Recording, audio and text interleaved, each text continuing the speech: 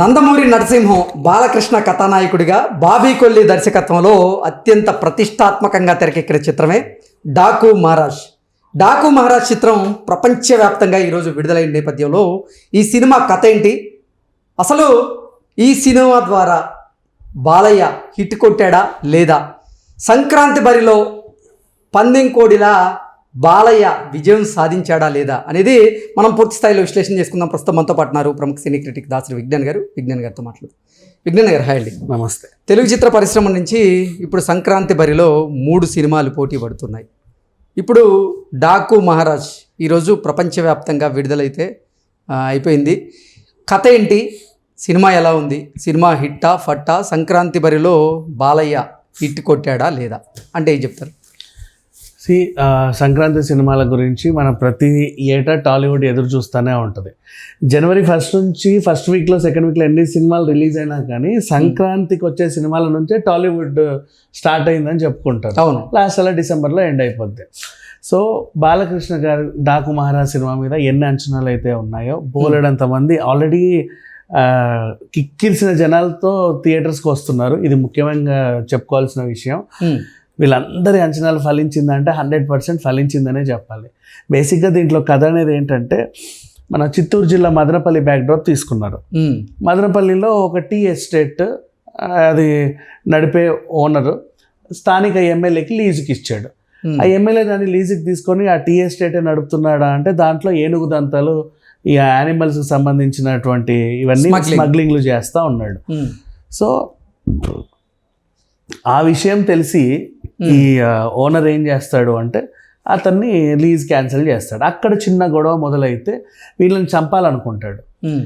Family మొత్తాన్ని చంపాలనుకున్న టైంలో ఒక చిన్న పాప ప్రాణాలు కాపాడడానికి డ్రైవర్గా బాలయ్యని పిలువబడతాడు. ఎక్కడి నుంచో ఎవరో పిలిస్తే అలా వస్తాడు అనమాట. బాలయ్య డ్రైవర్గా చేరినప్పటి నుంచి తర్వాత కథ నెక్స్ట్ లెవెల్ సాగుతా ఎక్కడికో వెళ్ళిపోతుంది. అసలు ఆ టీ ఎస్టేట్ ముసుగులో కొకైన్ స్మగ్లింగ్ ఎవరు చేస్తున్నారు, వాళ్ళకి ఏం అవసరం, అసలు డాకు మహారాజ్ ఎవరు, ఈ బాలయ్య ఎవరు, ఇక్కడికి వచ్చిన డ్రైవర్ బాలయ్య ఎవరు, అండ్ నెక్స్ట్ తర్వాత ఇంజనీర్ సీతారాం ఎవరు, అండ్ అసలు ఆ పాపకి బాలయ్యకున్న సంబంధం ఏంటి, ఇవన్నీ కూడా మనం తెర మీదే చూడాలి ఓవరాల్గా చెప్పాలి అంటే. నెక్స్ట్ అసలు డియోల్ క్యారెక్టర్ ఏంటి, ఎందుకు అతనికి డాకు మహారాజుకి పడట్లేదు, చెంబల్ ప్రాంతంలో అసలు ఏం జరిగింది, కింగ్ ఆఫ్ చెంబల్ ఎవరు, అటు విలన్ ఇతనా లేకపోతే డాకు మహారాజ్ అనేది సినిమాలోనే చూడాలి.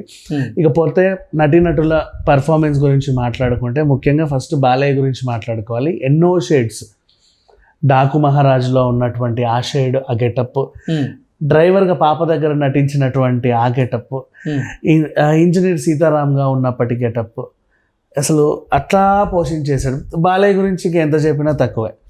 అండ్ ఆ నటనలో ఉన్నటువంటి ఇదంతా కూడా ఆ కళ కూడా అంతా కనబడింది. సింపుల్ చెప్పండి, తెర నిండుగా ఉంది బాలయ్య కనిపించిన ప్రతి ఫ్రేమ్ కూడా. నెక్స్ట్ శ్రద్ధ శ్రీనాథ్, ఆమెకి ఇచ్చినటువంటి పాత్రలో పరిధి మేరకు బాగానే చేసింది, బట్ తనే కథలో కీలకమైన రోల్ అనమాట. నెక్స్ట్ ప్రజ్ఞా జైస్వాల్కి పెద్దగా స్క్రీన్ స్కోప్ లేకున్నప్పటికీ ఉన్నలో ఉన్నంత మాత్రం అద్భుతంగా చేసింది. నెక్స్ట్ అలాగే చిన్నగా మిగతా క్యారెక్టర్స్ అన్నీ కూడా అవసరం మేరకు బాగా నటించాయి. అంటే చాలామంది క్యారెక్టర్స్ ఉన్నారు, అందరికీ ఇంపార్టెన్స్ ఉంది చెప్పాలంటే. ఏది మన దేవర సినిమా లాగా ఇంతమందిని పెట్టుకుంటే ఊరికే ఎందుకు పెట్టుకున్నారు అనుకుంటారు చాలా, ప్రతి ఒక్కరికి ఇంపార్టెన్స్ ఉంది. అండ్ ఇంటర్వెల్ తర్వాత 2 అమ్మాయిలు వస్తారు కథలో, వాళ్ళు కూడా ఒక మంచి కీ రోల్ పోషించారు. వాళ్ళ నటన అయితే అద్భుతం. వాళ్ళకి ఫస్ట్ సినిమానో సెకండ్ సినిమా నాకు తెలియదు, అంటే నేను ఎప్పుడు చూడలే, but very good. And next ఇక సాంకేతిక వర్గం గురించి మాట్లాడుకుంటే, తెర మీద కనబడే అంతసేపు మీరు హీరో బాలయ్యనే చూస్తారు కదా, తెర వెనుక హీరో తమన్ అని చెప్పుకోవాలి. బీజిఎంతో ప్రతి నిమిషం ఇప్పుడు నువ్వు 2.5 గంటలు కూర్చుంటే ప్రతి నిమిషానికి ఆయన బీజిఎం అవసరానికి తగ్గట్టుగా నెక్స్ట్ లెవెల్లో ఇచ్చేసాడు. కూర్చున్న వాళ్ళని అసలు కదిలించలే. ఎక్కడ ఇంటర్వ్యూకి వెళ్ళిన వాళ్ళు కూడా ఎప్పుడెప్పుడు స్టార్ట్ అవుద్దా అని చెప్పి గబగబ తిరిగి వచ్చిన సినిమా నేను ఇది మళ్ళీ ఇదే చూసాను. అంటే ఏది మిస్ అవ్వకూడదు అని చెప్పేసి. చాలా సినిమాలు మీరు గుర్తుపెట్టుకుంటే ఇంటర్వెల్ తర్వాత ఎలా వస్తారంటే 5-10 నిమిషాలతో నిదానంగా ఫోన్లో లైట్లు వేసుకుంటూ వస్తే డిస్టర్బ్ చేస్తూ ఉంటారు. ఇక్కడ అట్లా లేదు, 5 నిమిషాల ముందే అందరూ వచ్చి మళ్ళీ అతుక్కుపోయారు కుర్చీలకి. అండ్ కాకపోతే సినిమాటోగ్రఫీ అంతా ఇదంతా జరిగింది 80s బ్యాక్డ్రాప్ కాబట్టి ఆ రెట్రో థీమ్ అదంతా కనబడేలాగా ఆర్ట్ వర్క్ దగ్గర నుంచి ప్రొడక్షన్ వాల్యూస్ వరకు అన్నీ కూడా చాలా బాగున్నాయి. అండ్ ప్రత్యేకించి ఈ సినిమాలో చెప్పుకోవాలి అంటే బాబీ కొల్ల డైరెక్షన్ గురించి మాట్లాడుకోవాలి. మీకు వాల్తేరు వీరయ్య తెలుసా? బాబీ కొల్లాకి ఒక టైప్ ఆఫ్ టేస్ట్ ఉంటుంది. వాల్తేరు వీరయ్య కూడా ఇంటర్వెల్కి మెయిన్ విలన్ దగ్గర ఉండే ప్రధాన అనుచరుడు చచ్చిపోతాడు, విలన్ని ప్రీ క్లైమాక్స్ ఉంచుకుంటాడు. అది కనిపిస్తుంది. సేమ్ అలాగే ఇందులో కూడా యూజ్ చేశాడు అనమాట. ఇంటర్వెల్ బ్యాంగ్ అయితే అద్భుతం, అలా అనిపించేస్తుంది. ఇప్పుడు డాకు మహారాజ్లో కొన్ని సన్నివేశాల్లో బాలకృష్ణ గారి పర్ఫార్మెన్స్ చూస్తే గూస్ బంప్స్ ఖాయం అంటూ ఇప్పుడు నందమూరి అభిమానులందరూ కూడా చెప్తున్నారు. ఏంటి ఆ గూస్ బంప్స్ వచ్చేటువంటి సీన్స్? బాలయ్య దగ్గర గూస్ బంప్స్ రావాలంటే ఖచ్చితంగా కరాఖండిగా చెప్పేది ఒకటే ఆయన డైలాగ్స్. బాలయ్య కనబడ్డాడు అంటే చాలు, ఆయన ఆ డైలాగ్ ఏం చెప్తాడా అనే ఒక ఇది ఉంటుంది కదా, తను చెప్పే పవర్ఫుల్ డైలాగ్స్ అన్నీ ఉంటాయి.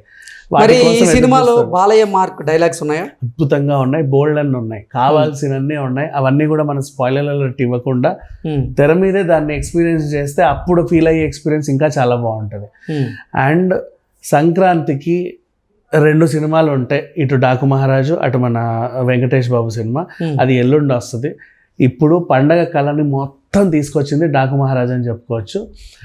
అండ్ సంక్రాంతి ఇలా కదా స్టార్ట్ అవ్వాల్సింది అని అనిపించింది.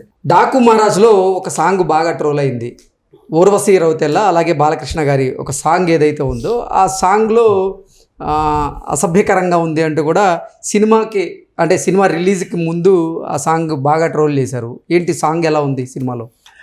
ఆ సాంగ్ సినిమాలో నిజంగా హైలైట్. ఊర్వశి రౌతెల్లకి మంచి క్యారెక్టర్ పడింది. నేను కథ చెబుతా పాపకి ప్రమాదం, డ్రైవర్ని పెట్టుకున్నారు అని చెప్పాను చూసావా. పాపకి ప్రమాదం అన్నప్పుడు వాళ్ళకి ప్రొటెక్షన్ కూడా పోలీస్ ప్రొటెక్షన్ ఇస్తారు కదా.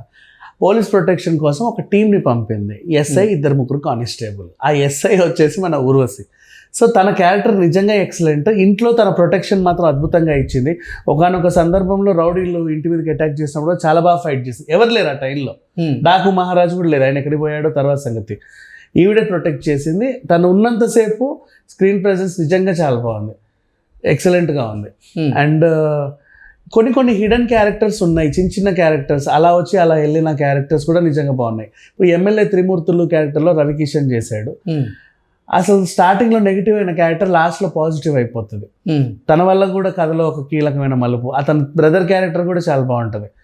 అన్నీ బాగున్నాయి, ఇది అది అని ఏం చెప్పలేము. అండ్ డాకుని ఎత్తుక్కుంటూ వచ్చే ఆ జైలర్ క్యారెక్టర్ కూడా చాలా బాగుంది. జైలర్ తను ఒక పోలీస్ ఆఫీసర్, టాస్క్ ఫోర్స్ ఏదో చెప్పాడు, తను కూడా అద్భుతంగా చేశాడు. మన దసరా విలన్ అందరూ బాగా చేశారు. ఎవరి గురించి తక్కువ చేయాల్సిన అవసరం లేదు, ప్రతి ఒక్కరికి ఇంపార్టెంట్ క్యారెక్టర్ అనేది ఉంది. అసలు కూర్చున్న వాళ్ళని సీట్లో నుంచి లేపలేదు ఈ సినిమా. లేపితే ఒకసారి 100 సార్లు లేపాలి, విజిల్స్ చేయడానికి లేచారు అందరూ, కానీ ఇంకా దేనికి కాదు. ఓకే, ఓవరాల్గా మీరు ఇచ్చే రేటింగ్ ఏంటి? ఈ సినిమాకి నేను ఇచ్చే రేటింగ్ 4.5/5. ఆ చిన్న 0.5 కూడా ఎందుకంటే చిన్న అధిక రక్తపాతం, స్టార్టింగ్లో ఒక కుక్క చనిపోయింది, చాలా బాధ వేసింది. ఇంకా అంతకు మించి ఇంకా ఏమీ లేదు. ఓకే అండి, థ్యాంక్ యూ సో మచ్.